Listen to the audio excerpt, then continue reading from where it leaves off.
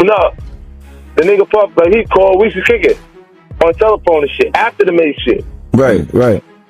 And the nigga be like, for real. Now, Fifth, when you continuously call Puff gay, does that affect your relationships in Hollywood? I don't call him gay. I said, Let me read it, Fifth. Oh my God. Sorry I can no longer help you guys. Soon you will all be gay and happy. You are all now left under leadership of Puffy Daddy. Report to the nearest rainbow. Dinner Thieves in theaters January. Oh, that's why he says things. He doesn't even know what he's saying is like fruity.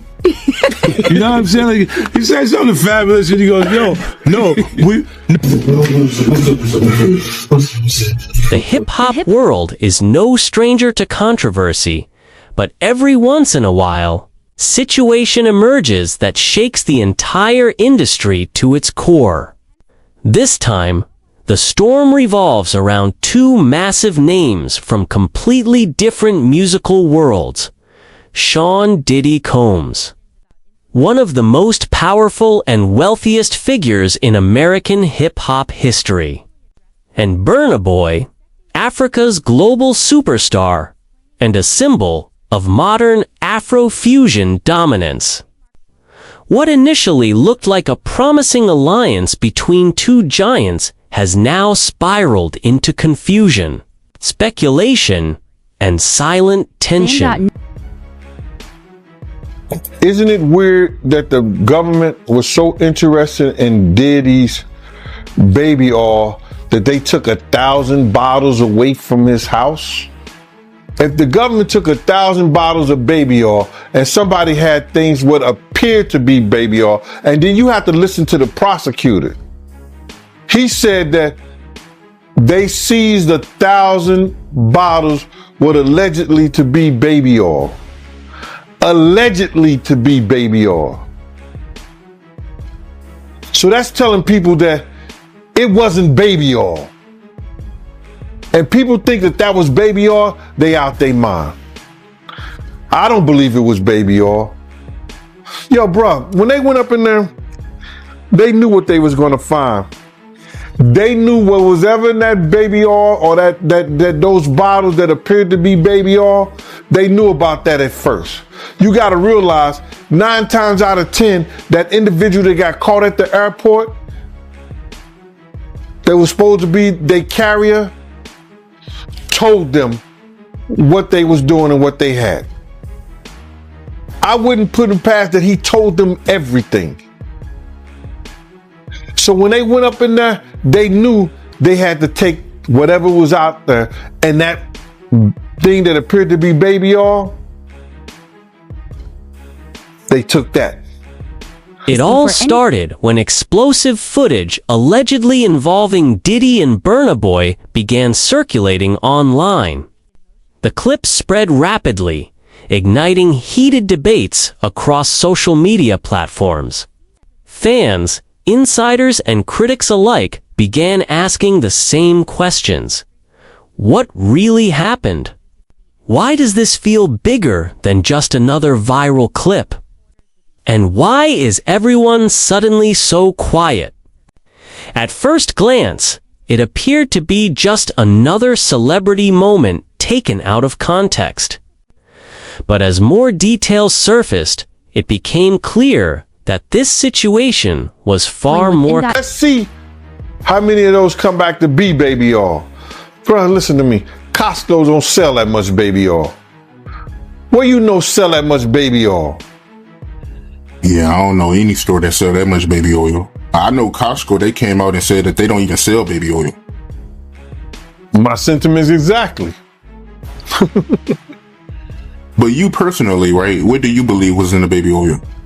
If you ever seen a massage parlor being raided and they walking out the people, do they take the massage oil with them when they go? No. They just walk out the people who are being arrested. If you ever seen a person getting arrested and the people being arrested in those brothel houses, do they take out the stuff in the brothel houses? No, they don't. They take the individuals who are being arrested out the brothel houses. For them to take 1,000 bottles of baby oil, it's like that they did not leave one. They left people there, but they ain't leave not one bottle. Nobody needed no baby oil. So my whole thing about it is that there was something in that other than baby oil. That's why they took all the bottles.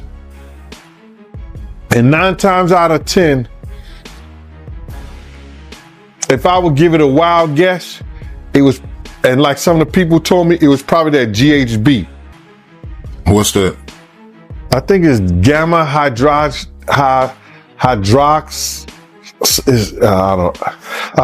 I looked it up, bro. Let me see. See if I can find it. I know this is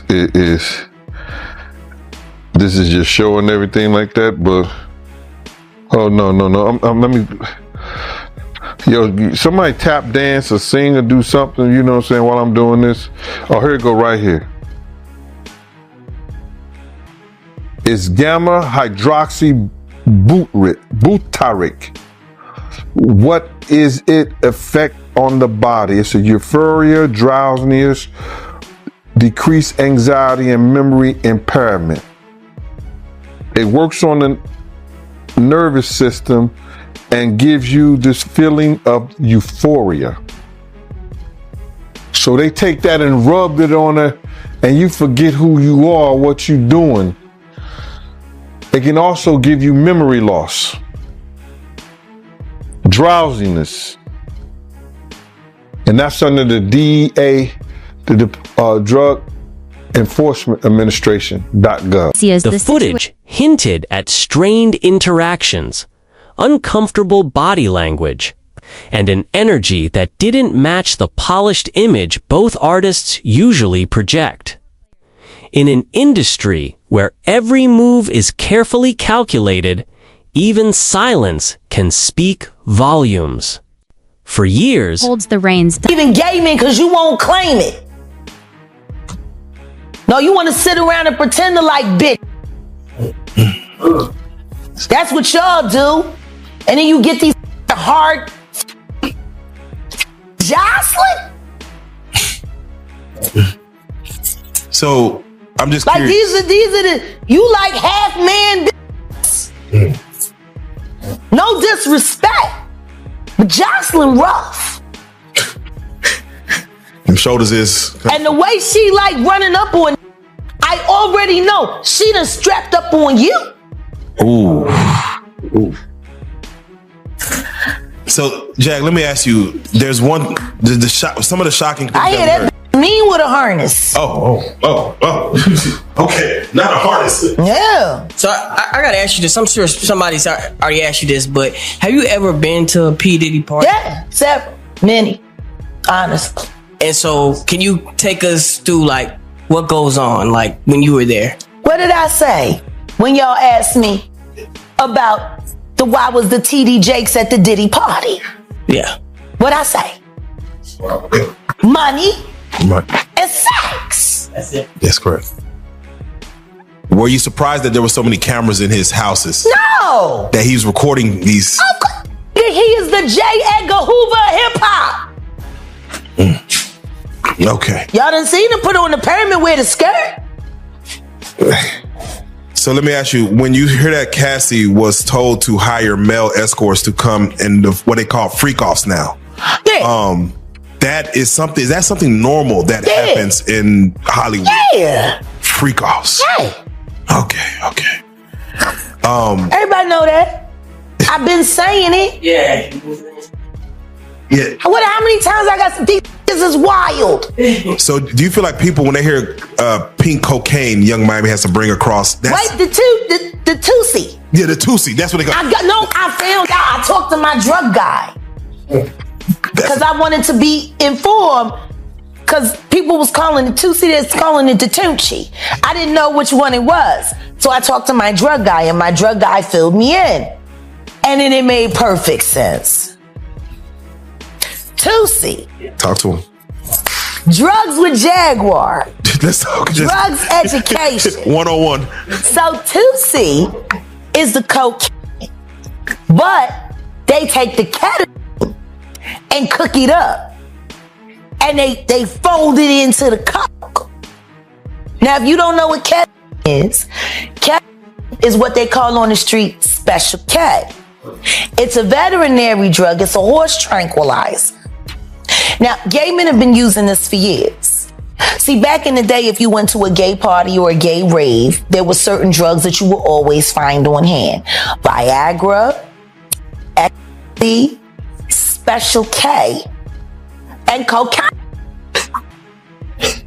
Now, see, the cocaine keep you up all night, but unfortunately, it gives you limp noodle because of with the blood flow. So you want to fuck with a half-hard dick all night. So that's why you have the Viagra, to make sure that the dick involuntarily stays hard while you're numbing your fucking self with the coke. Now, see, the ketamine, that's a horse tranquilizer. So that relaxes all your muscles. You could get fucked by 80 fucking ton gorillas. You wouldn't feel a thing. So now, your dick is gonna stay hard. You numbed up and you high. You got the ketamine in you so you don't feel shit. And then you add the ecstasy to put in the feeling that you've now blocked out. And now you got a party. Diddy has been known as more than just a rapper or producer. He is a power broker, a man whose influence stretches far beyond music into fashion, alcohol brands, television, and corporate boardrooms. His presence in any artist's career often signals opportunity but also risk. Many artists before have benefited from his mentorship, while others quietly distance themselves after behind-the-scenes complications. On the other side stands Burna Boy, an artist who represents a new era. He is not just an African musician breaking into Western markets. He is someone who forced the global industry. I hear these stories and everything like that because this is stuff that happened back in the day. And then maybe that if they knew there was going to ever be a YouTube or they knew there was going to ever be social media, a lot of the stuff probably wouldn't have got played out like it did. But things happen and these are just stories from the past. I would like to use that as, what you call that? Just to clear the facts up what's going on. But it all started, we was in Atlanta. And this story starts when I'm with Puff and he's in exotic bookstores and he's doing shopping, right? He's shopping, getting his stuff and everything like that. So, you know, this is the first time I was ever in an exotic bookstore with Puff. So, you know, I'm giving him his space. He's taking things off the shelves and stuff like that because they gave him a brown paper bag. When they gave him a brown paper bag, he was just putting stuff in there. So I said, damn, you know, he got to go put it on the counter and, you know, show everybody what he's getting. So as he's going, I'm just looking at the places where he's picking stuff from. So there's one part he picked up some things from up here on my left side. And then he picked like quite a few of them down. I'm like, okay. He put them in the bag. So when I went by there and I looked up there and it said butt plugs. And I was like, hey, yo, I was messing with him. Because people don't understand, you know, we was like friends. He was a part of the same gang. So I'm still going to tease him. I'm still going to mess with him and everything like that. I could do that. It wasn't just no security thing. So I say, yo, what are you getting this for? And it said butt plugs. And he was like, yo, can I do my shopping by myself? I said, yeah, you could do it by yourself, brother. And he started walking and everything like that. So when he got to, I just waited at the counter. So when he got to the counter, he didn't even have to show the guy nothing. He just gave the guy a wad of money. I mean, like he gave the guy a stack, something like this. And Puff wasn't the dude that carried no 20s and no 50s and nothing like that. And I mean, like he just said, boom. And we walked out the store. So we had to leave Atlanta and go to North Carolina for a show. You understand? And it was him, this rapper, Sarah, and this other girl. We all got on a G5 jet, and we flew to G4 jet, and we flew to North Carolina. So later on that, I think that afternoon, same day, this rapper and him, they all in the room together. You know, Sarah. To meet him on his terms. With Grammy wins, sold-out world tours, and cultural impact. Burna Boy doesn't need validation from traditional hip-hop gatekeepers. And that's exactly why his association with Diddy drew so much attention in the first place. Initially, their connection was celebrated as a historic cultural bridge Africa and America. Afrobeat and hip-hop, old power and new dominance. Fans imagined groundbreaking collaborations. At the door and stuff like that, like, yeah, so then next thing you know, somebody rang the doorbell. We had the presidential suite where we was at. So I opened the door and the dude said, yo, I'm here for my cousin. I said, who your cousin? And he said, Ja Rule. I said, well, he busy right now. He said, he busy doing what? I said, he with Puff, they're in the room, they busy, they don't want to be bothered. He said, well, I'm going in there. I said, bro, you ain't going in there because he told me they don't want nobody to be bothering them. And he was like, yo, I don't care, man, I'm going in there. That bull like that. I said, yo, bro, Jesus Christ had to come down here and take the air out of my body before you get in that room right there. Watch. He tried to bum rush me. I grabbed his and threw him against the piano. When I threw him into the piano, Puff and Ja Rule runs out the room. Puff got his towel, Ja grabbing his towel, but they butt the naked. And so then Ja was like, yo, what's going on? Yo, G, that's my cousin. He know me well, you know, and Puff was like, yo, G, what happened? I said, he tried to get in the room. I told him he couldn't get in the room. And he was like, Puff looked at Ja. He said, yo, Ja said, you ain't want to go in that room because there's a lot of freaking going on. So I was like, oh, he said it was a lot of freaking going on. So that was basically that story, man. You know what I'm saying? They went back in the room. Dude felt a certain kind of way and he left out. So I seen them at the concert the next day and they tried to, you know, form up against me. But my man Frank was like, I told my man Frank, I was like, yo, Frank, put yourself in that position. Somebody trying to get in the room and Ja told you don't let nobody get in the room. What would you do? Now y'all can do whatever y'all want to do, man. But you know I ain't taking no losses. He said, yo, you good, and that was it. Bro, when Ja said, you don't want to come up in there, a lot of freaky stuff is going on. You got to use your mind. What they was doing with those butt plugs. Right. Business ventures, and a reshaping of global music politics. But now, that dream seems fractured. That's when 50 Cent entered the conversation. Known for his unfiltered honesty and long memory, 50 Cent has never been afraid to expose uncomfortable truths about the music industry.